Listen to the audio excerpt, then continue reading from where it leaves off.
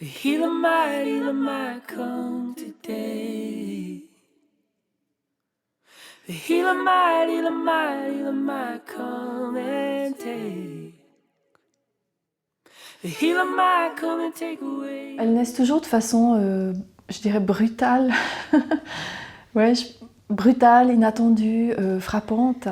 Parce que c'est toujours des flashs ou des chocs. Que ce soit avec les mots ou avec les images qui me percutent. Et je me rends compte, oh là, je pourrais écrire quelque chose à partir de ça. Ça va être une impulsion forte au départ, c'est ça que je veux dire. Il restait debout près du tuyau ou au milieu du chemin avant les escaliers. Je ne sais pas ce qu'il se disait. Je n'écoutais pas, à la manière des enfants. Mais je comprenais tout ce qui se passait.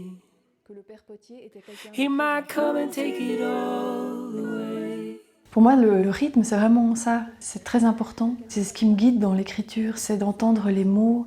D'abord, quand je les écris, j'entends la phrase dans ma tête, mais ensuite, je l'expérimente. En fait, je la dis à haute voix, je l'écoute, et c'est comme ça que mes textes, en fait, me disent s'ils sont prêts ou pas.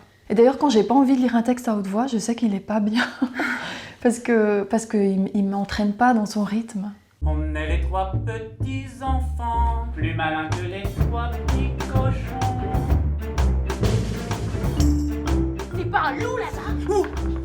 C'est du plaisir, ce sont des textes très légers, très joyeux, qui sont en fait des commandes. J'avais écrit un premier texte, Les trois petits cochons, et puis le texte a été publié. C'est une écriture qui va très vite pour moi. C'est comme une pelote de laine, je déroule la pelote, et ça peut aller très très vite. Et on s'amuse à faire ça en fait. Parce que quand je lis, je peux me rendre compte dans quel état d'esprit j'étais et ce qui me préoccupait à l'époque. Parce que moi, je peux lire entre les lignes.